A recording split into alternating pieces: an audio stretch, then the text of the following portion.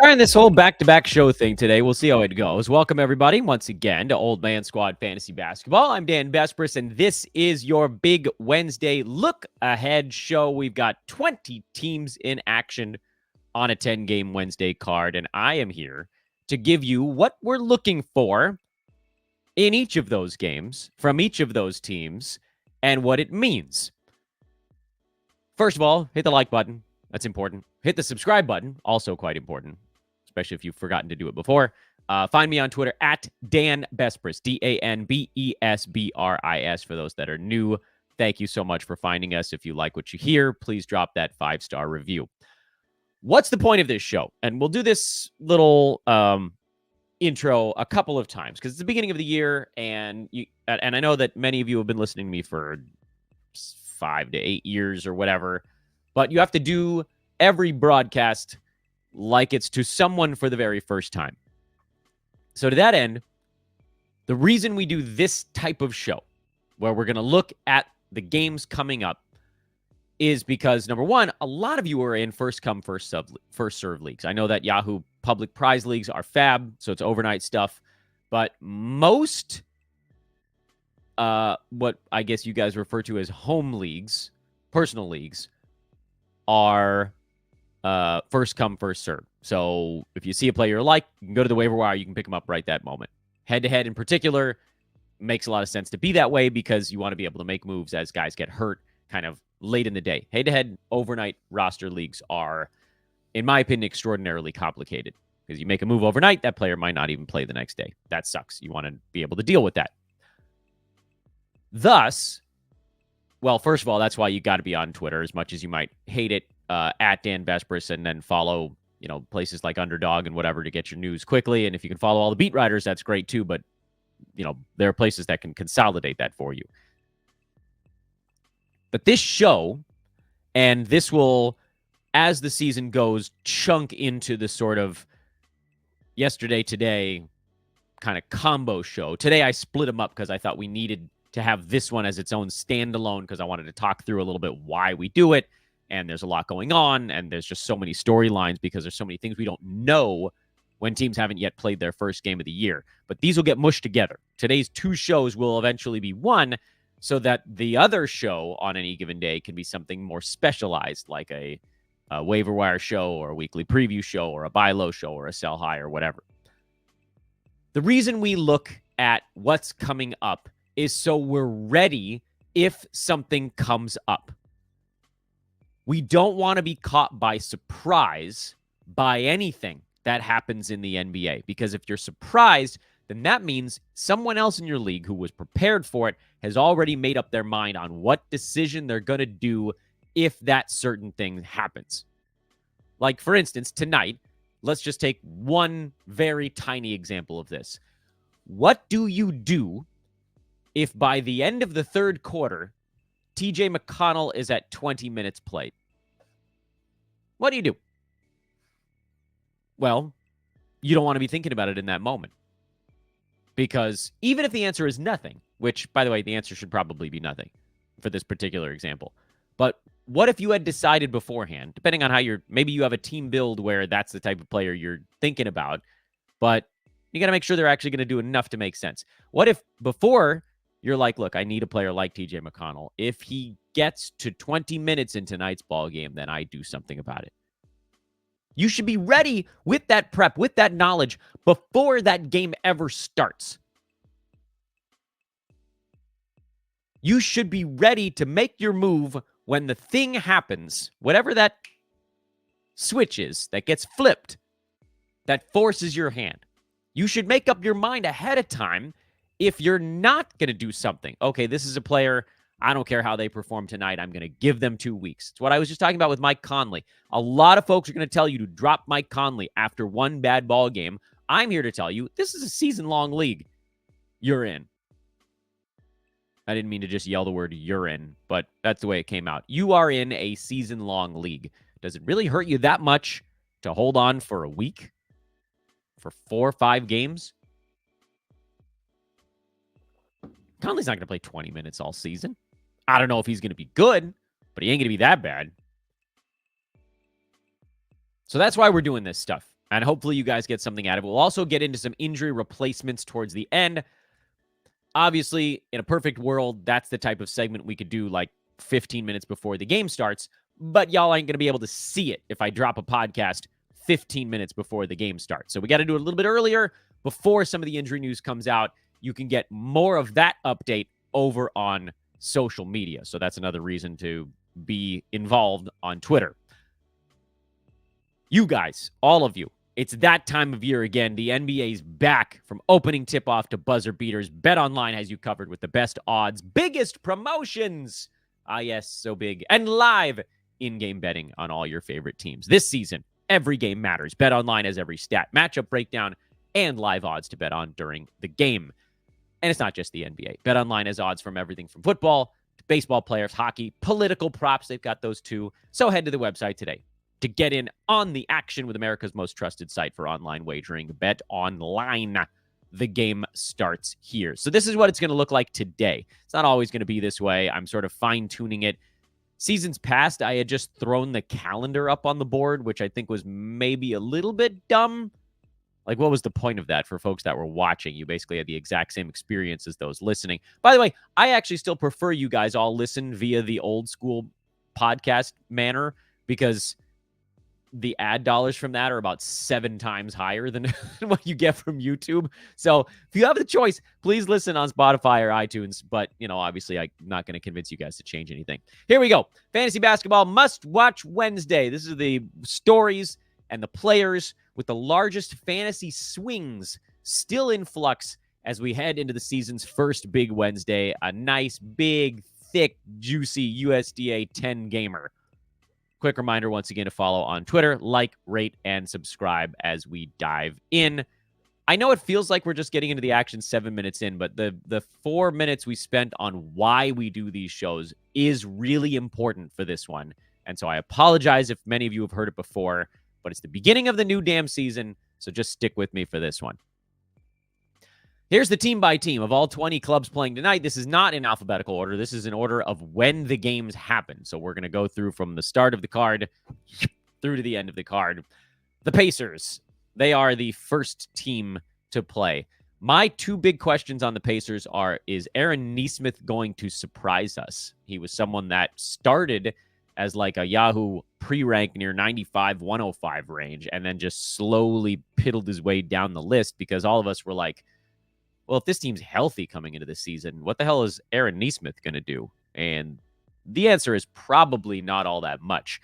But I ask, will he surprise us and come out with a certain measure of aggression that we didn't see coming? Other than when he plays the Boston Celtics. We know he always plays well against the Celtics. He was number 132 down the stretch last year on about 12 points, 4 boards, okay percentages. His steals and blocks were low during that sample size. So, grain of salt a little bit. But my inclination is to say I don't think he's going to surprise us. But it's something to keep an eye on. Will TJ McConnell see 22 minutes a game? That's another one that I think you can kind of look back at the end of last year when TJ was playing about 20 minutes a ball game. That was when Halliburton was able to mostly get himself healthy, and he was sitting just outside the top 100 on 5.5 assists, 14 points, a steal, and 58-87 splits. So even if he's not inside the top 100, that is, as I accidentally turned my mic off for half a word, there are 1,000 different builds that make sense with that. Punt threes build, great. Punt blocks build. Attacking turnovers build.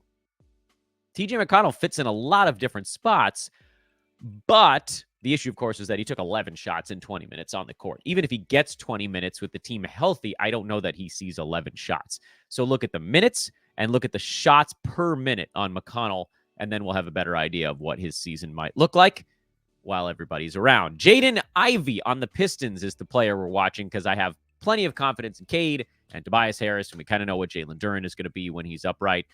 And I don't care that much about what 3 and D or 3 and not much D guy they plop into that last slot like a Beasley or a Tim Hardaway Jr. They ain't going to do enough full season for it to matter. Jaden Ivey is the name that matters. He had a really nice preseason. He, showing signs of growth, but also it seemed like kind of a small sample size theater sort of thing. Ivey was not a particularly good shooter last year. The Pistons as a team were not a particularly good shooting ball club. In fact, I think they were the worst three-point shooting team in the NBA. And so Ivey, even if the field goal percent went up by 1.5% from rookie to sophomore year, the free throw went up by 2/1000ths, so from 74.7 to 74.9, or 0.747 to 0.749. You guys know where I'm going with that. And the other stuff with him, I mean, some of this was because Cade was there versus Cade not being there. Actually kind of went down year over year. I would expect the scoring to stay put. They brought Tobias Harrison. They brought in other scorers now, so that could potentially go the wrong way. I don't think assists can go very far because, again, the assumption here is that Cade Cunningham is around. The hope with Ivey is that he improves from his 43-75 splits, because otherwise he's a points league target only. But let's keep an eye on it. Maybe he gets off to a hot start and sort of forces our hand to say, well, we've got to have him until this, find out if it's just a flash in the pan. The Brooklyn Nets is just like a whole weird, goofy picture. Those watching, you can see my note here is our rotations what we projected, meaning like, is Dennis Schroeder going to play the bulk of the point guard minutes? Is Cam Thomas going to play the bulk of the shooting guard minutes? Is Cam Johnson going to play the bulk of the small forward minutes? Is it going to be Dorian frickin' Finney-Smith out there for long stretches along with Nick Claxton? Or are we going to get some Noah Clowney? Are we going to get any bench? Anything at all from the Brooklyn Nets? I mean, deep sigh. I mean, you can look at Brooklyn's preseason and you can say, there's like, but then someone was always out in these things, and like they cut one guy and brought another guy in, like, or, and by the way, I think I got a name wrong there. Is Ben Simmons going to be in there? No, that's not. Well, oh Lord. What are we looking at in this thing?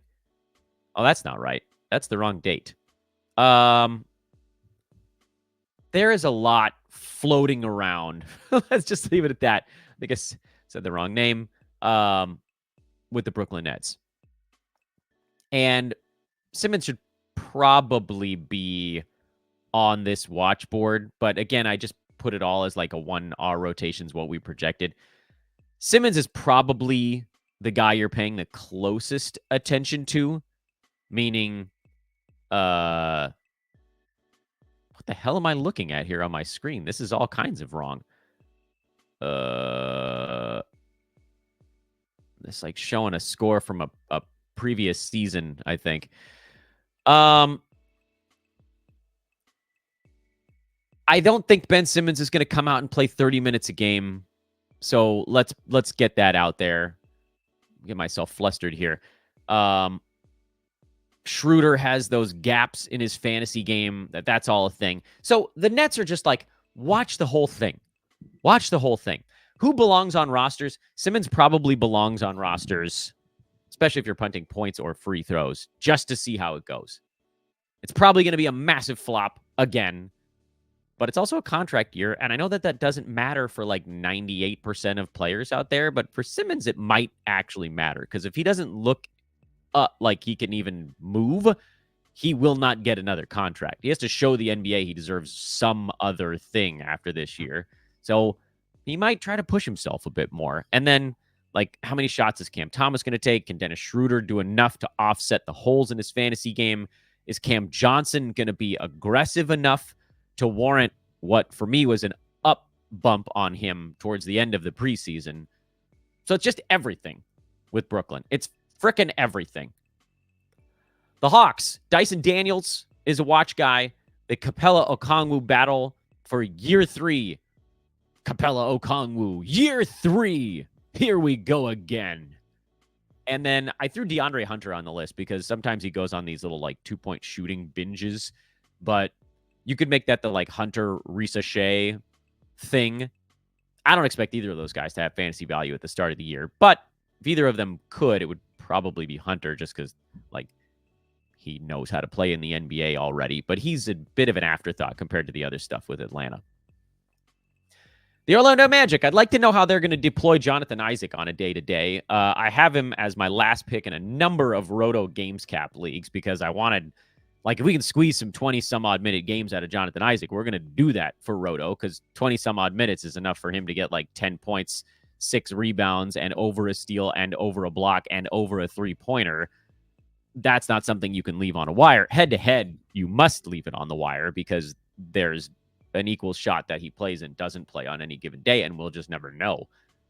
And then my other thing for the Magic is, like, I think Jalen Suggs is going to be good. We know what Paolo is. We know what Franz is, blah, blah, blah. I don't think the center situation is going to be any clearer than it was last season. Is Kentavious Caldwell-Pope actually going to find himself a role to get inside the top 100? I know he's boring, but sometimes boring is okay.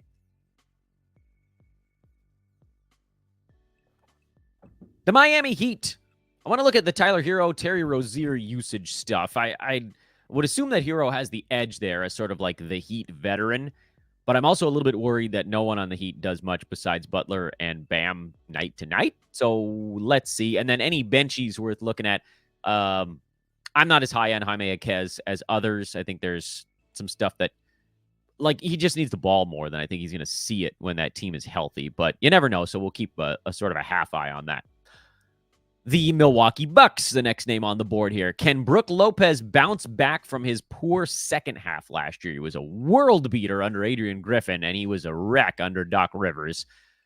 And I want to know if it was all scheme or if it was some just like the rigors of a season and like the ups and downs kind of stuff.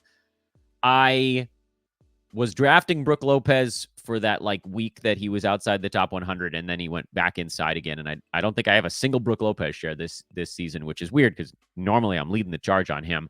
It just felt like there was more risk than usual.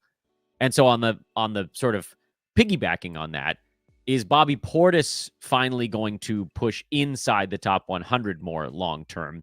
And then finally, Gary Trent Jr. Is there any reason to look at him short, long, medium term? My inclination again is to say no. I'll just give you my guess on this, but this is why we'll watch it.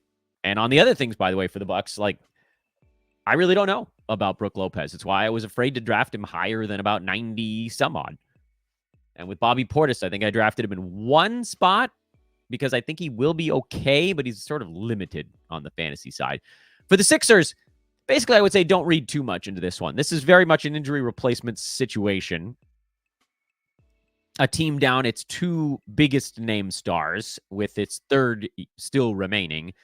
So, we'll see what we see. I presume we're going to get a nice Kelly Oubre and Andre Drummond game, and we'll file this in the Rolodex of what to do when two Sixers stars are out. The Cavaliers might be the only team on the board where I have not a single question that needs to be answered. And I know someone's going to be like, what about Karis LeVert, Dan? We've seen Karis LeVert for a half decade. We know exactly what he's going to be. And the guy that's out is Max Strus. It's not Donovan Mitchell or Darius Garland. It's not like he's going to magically take over a primary ball handling role. He's going to be the lead guy off the bench, most likely, unless they want to start him and go heavy offense early and not offense off the bench. But I think they'll make him their sixth man. And, I don't care for 9-cat. For points leagues, fine. But 9-cat, meh. And everybody else on the Cavs, we know exactly what they're going to be because they were there. I guess the only footnote on Cleveland is, does their offense look different under a new head coach? Okay, you can throw that on your board if you want. Raptors, similar thing to the Sixers. No RJ Barrett, so kind of a grain of salt on everything that we see in this one. There's going to be bonus Emmanuel Quickley. There's going to be bonus Scotty Barnes, as if those guys needed more to be able to do. They all have it because, again, Barrett out. Grady Dick will get to do more with no RJ Barrett in there. I would like to see what Jakob Poeltl's going to be, but there's no Kelly Olynyk, so grain of salt there too. For the Hornets, this could be a weird season. I know they're going to try to be better, but they're still down Mark Williams, so they won't have their best option at center yet. You're going to get a heavy dose of LaMelo Ball, Brandon Miller, and Miles Bridges. and then other. There's going to be like there's literally going to be an other option on this multiple choice page, and it could be one of any random dudes. Grant Williams probably being the most likely, but I mean, we know what that is. That's some high efficiency, handful of rebounds and threes and nothing else. So let's just hope LaMelo makes it through every game. We're just gonna be like LaMelo's ankles. That's it. The Houston Rockets. I'm very interested in what the very good bench for the Rockets is going to do this year. They've got Amen Thompson, Reed Shepard, Cam Whitmore, Tari Eason. That's a hell of a bench. What are they going to do? Team's healthy right now, so watch them all. Would you start any of them in Roto is the question I would ask myself if I was you asking me a question. And the answer is, I actually would not, believe it or not. Not even Amen Thompson, who I think is going to be really good this year, but I kind of want to see what the plan is when no one's out. So throughout the preseason, they rested someone every single game, and so Thompson got that starting job. I don't think he's not going to have it when everybody's in there. And opening night, it seems like everybody's in there. The Bulls are weird. My main question on Chicago is not so much like how do they solve their backcourt situation. That'll figure itself out, and I didn't draft many of those guys because I didn't really want to wait through it. Can Patrick Williams finally find himself a comfortable role? I don't think so, but I would like to pay attention to it because he has the outlines of a pretty good fantasy game. And then Lonzo Ball's slow ramp up. That'll be something that we keep a quarter of our eyeball on every single ball game, because at some point, Lonzo's going to be playing enough minutes to be fantasy relevant. And then in head-to-head, you'll have to absorb what'll likely be back-to-backs off. But like for Roto, in my Roto leagues where I have a 5-player bench, I took Lonzo in the 14th, 15th round in all of them to just squat on him for the next 6 weeks and see what happens. You're not going to find somebody on the wire, or you're not going to find somebody in the 14th round of a fantasy draft that has the upside of Lonzo Ball, especially if you don't have to play him every day. The Pelicans. DeJounte Murray was at practice this morning, so we did actually get a little injury report there. Zion, I don't believe, was. So what I'd like to know about the Pels is when they're healthy, who's playing center? Is it truly going to be Herb Jones? But they're down Trey Murphy. They might be down Zion. They might be down DeJounte Murray. This could be a very weird first game for New Orleans. So, like, from a what to watch for standpoint, I don't care at all. And I don't think you could pick somebody up even if they play well in this game, because one or two of those guys that might be out might be back by the next one. Grizzlies, same story. No JJJ, so this is sort of junk data. I presume Edey is going to play a little more without Jaren Jackson healthy. I presume Brandon Clark is going to play a little more without JJJ healthy.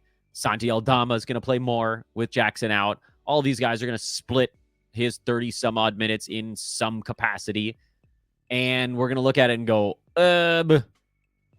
my best case scenario is, well, Edey's drafted. He's on rosters. We're not going to talk about him like he could be picked up. Is Brandon Clark getting, 25, 26 minutes or something like that? I don't think that's going to happen. I think it's going to be probably more in the 22 range for Clark, which if he doesn't take free throws, that could actually be enough, but I don't think you have to do anything about it ahead of time.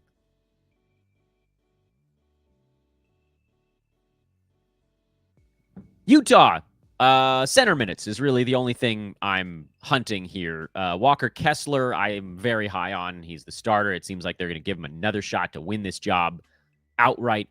And then what does that mean for John Collins? How much run do they actually have to give him to make him trade worthy? I feel like they showed the league that John Collins is still an upright human being and you can do his stuff in the second half of last year. I don't think they feel like they need to showcase him again. They did it. He's on the block. We know it. They don't have to keep showcasing it over and over again. John Collins didn't magically go from being whatever age he is to 94 years old during the NBA offseason. So I remain high on Kessler, but we'll give a look at that. The Phoenix Suns, I would like to know what Tyus Jones is going to do in a full regulation ball game, because it looked during the preseason like he's just with the starters. Like, we're looking at high 20s minutes for Tyus Jones, creeping into the 30 range at times. And if that's the case, then he could be a really useful player drafted pretty damn late. What I think I'd like to see happen here is Tyus Jones to play 30 minutes and not do anything, and then I might go put out a buy low on him. But, like, I don't... Or he plays 30 minutes and has a whopper of a game, and then you make him a sell high. So that's probably what we want from a fantasy analyst standpoint. But what's real? I don't know. He's probably going to play a decent chunk of minutes, and he's probably going to have like 10 points, 6 or 7 assists, and a steal. And is Grayson Allen going to see enough playing time to be good again? That one I legitimately have no idea. Last few teams on this one. The Clippers. Is Norm a full go? I'm still not fully convinced that Norman Powell is going to be great this year. He's on a bunch of my teams, so I'm hoping he's good. But I'm not convinced until I see it. But I do think he's going to get enough shots to make a difference. And then can anyone unexpected crack the top 100 with Kawhi out? Don't tell me Kevin Porter Jr., because that dude, he is an efficiency anchor. You know, the kind that weighs your team down and perhaps could pull you underwater. But, I mean, he's on the list of someone unexpected. Could Derek Jones Jr. be useful? Could Terrence Mann be useful? I think it's worth keeping an eye on. For the Warriors, I'd like to know how they plan on splitting up the minutes for anybody not named Steph Curry, Draymond Green, or probably Jonathan Kuminga. It seems like Brandon Pajemski's probably going to get 30 as well. So are those 4 guys all guaranteed 30? Not necessarily. Draymond Green didn't even average 30 minutes a game last year. Jonathan Kuminga, I don't think, is promised 30. Pajemski probably has a better shot at 30 than those 2 guys, but I don't know about his fantasy stat set as well. So what about Andrew Wiggins? What about DeAnthony Melton? What about Buddy Hield? What about Kyle Anderson? And on and on. And Trace Jackson Davis. Too many players, not enough minutes in Golden State. I have very few Warriors on my fantasy teams for precisely that reason. But does the cream rise to the top? And will we see it on opening night, or is it going to take more time to figure out? Probably more time, by the way, but we got to start collecting data somewhere. And finally, the Portland Trail Blazers. No Shaedon Sharpe. So what does that mean for someone like Denny Avdia's usage? What does it mean for Scoot Henderson? Because it seems like they're thinking about making him the bench point guard. Who's going to even be the starting 5 for that team? I've got people telling me they're picking up Donovan Clingan already, but DeAndre Ayton is healthy now. How long that'll last is anybody's guess. Spoiler, probably not long. But he's there now. Ayton's still in the way. Who the hell is going to do stuff? We know Simons is going to jack up a ton of shots. Denny seems like he's in a pretty good spot with no Sharpe around in particular, but does that last even after Shaedon comes back? We won't know that for a little bit, but we'll at least get some information here in Game 1 for the Trailblazers. And now let's talk about some injury replacement information. We hinted at some of it as we were working our way through, but a few names. Andre Drummond, he is a all systems go. I didn't bother to put burger emojis on these guys for the podcast, but maybe I should. In fact, you guys can watch me do it in real time. Hamburger emoji, Google search. In fact, we're going to do it on the audio recording as well. Everybody can enjoy the silliness. Andre Drummond, he's I screwed it up. I copied the burger, but it didn't copy over right into Microsoft Word. Okay, Andre Drummond, he's screw it. He's a 3 burger. Kelly Oubre is a 1. I would start him. Gary Trent is a 0 burger. Grady Dick is a 0 burger. Norman Powell is a 1 burger. All right, that's how I feel about those guys. What the hell does that mean, Dan, is what you should be asking right now. So Andre Drummond with 3 burgers. Basically, 3 burgs is guys that I think have a chance to post a top 50 fantasy line. Not that they necessarily will, but they have a path to it. And like Andre Drummond playing mid to high 20s in minutes is a pathway to a massive double-double, 15 potentially rebounds, get steals, blocks, and then you just pray he doesn't take that many free throws. That's how he would post that top 50 line. Kelly Oubre, maybe he deserves 2 burgers here because he's going to be asked to do a bunch of stuff on offense, and he tends to get steals, so there's kind of like a nice little well-rounded thing. 1 burger guys are dudes that I think have a shot to be kind of in that like 75 to 100 range, and then 2 burger guys are more in the like 50 to 75. It's possible that Oubre can get into that 2 Norm maybe could get into that too, although I think of him more as like an 80 to 100 type of dude. And the zero burger guys, Gary Trent and Grady Dick, are the ones that are a bit more of a coin flip to me. Do they have a big ball game? Great. That's how it works out. We don't know enough about Grady Dick's job this year to know how much he's going to get to do here with RJ Barrett out. These are guys I might consider certainly like, okay, let me explain a little bit more about what the injury replacement board actually means. These are players that I think you could play potentially in all formats, not just scheduling spots, because I'm not even talking about the schedule with these guys. We did that on the weekly preview show. I don't care what the Sixers, the Bucks, the Raptors, the Clippers schedule is after tonight. This is specifically about, would I use these guys against a Roto Games cap? That's like the ultimate base question for what I do in this. And then if the answer is yes, then obviously you could use them in head-to-head. You just prefer it when their schedule is better. I didn't look up what all of their schedules were before going into this segment. So Norm, Oubre, Drummond, these are guys I would use against a Roto Games cap. Grady Dick on the Roto side, I mean, you might consider an ad while Barrett is out and then see what night one looks like and then deploy him. Or maybe you're more confident than I am. That's fine.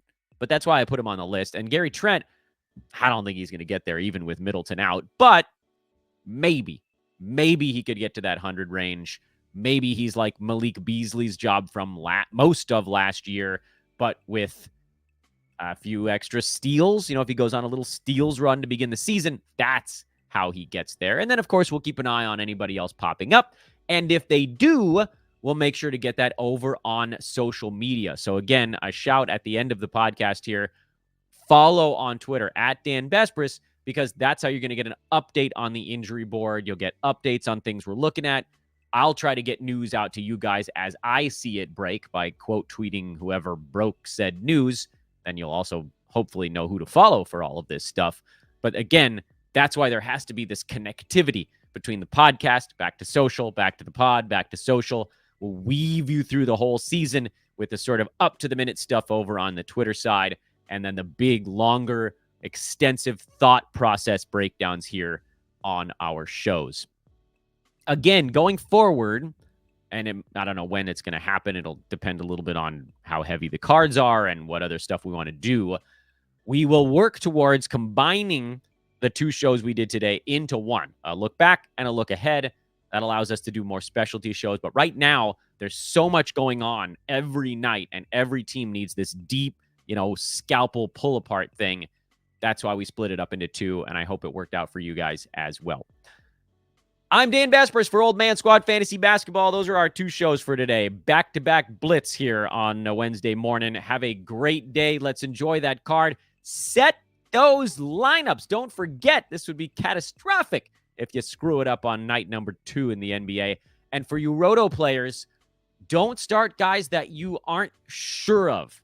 Don't blow a games cap just because we're excited about the start of the season. Start the guys you trust. Start racking up the big game productions early, and then you can start to expand that as you feel more confident in what you think your guys are doing.